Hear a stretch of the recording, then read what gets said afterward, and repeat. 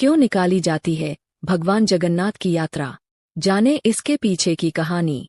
उड़ीसा के पुरी में हर साल की जाने वाली रथ यात्रा देश के साथ साथ विदेशों में भी बहुत प्रसिद्ध है। दूर दूर से लाखों लोग इस रथ यात्रा का हिस्सा बनने के लिए आते हैं। इस साल यह रथ यात्रा 7 जुलाई से शुरू हो रही है। उड़ीसा के पुरी में भगवान जगन्नाथ का विश्व प्रसिद्ध मंदिर स्थित है।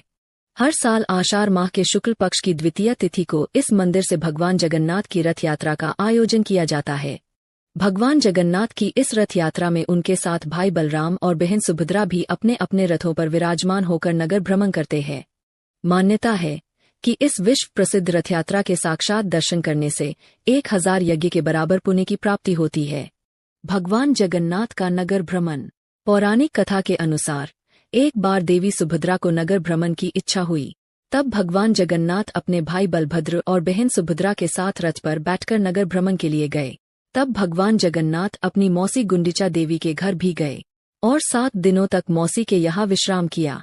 तभी से ही यह यात्रा ही जगन्नाथ रथ यात्रा का प्रारूप बन गई। दूसरी पौराणिक कथा के अनुसार एक बार भगवान श्री कृष्ण की रानियां माता रोहिणी से बोली कि वो श्री कृष्ण की रास लीला की कथाएं सुनाएं।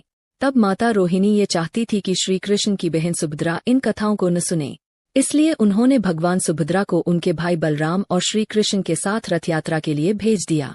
यात्रा के दौरान नारद जी प्रकट होते हैं और तीनों भाई बहन को एक साथ यात्रा पर देखकर प्रसन्न हो जाते हैं। तब नारद जी विनती करते हैं कि हर साल ऐसे ही तीनों भाई बहनों के दर्शन भक्तों को होते रहें। नारद जी की ये विनती भगवान स्वीकार कर लेते हैं। कहा जाता है कि तभी से हर साल रथ यात्रा निकाली जाती है। इसलिए इस रथ यात्रा को देखने के लिए देश विदेश से कई लाख भक्त यहाँ आते हैं।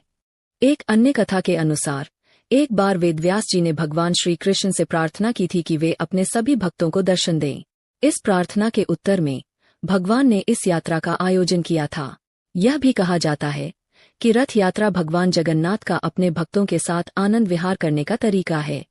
वे रथ पर सवार होकर शहर की गलियों में घूमते हैं और अपने भक्तों को दर्शन देते हैं।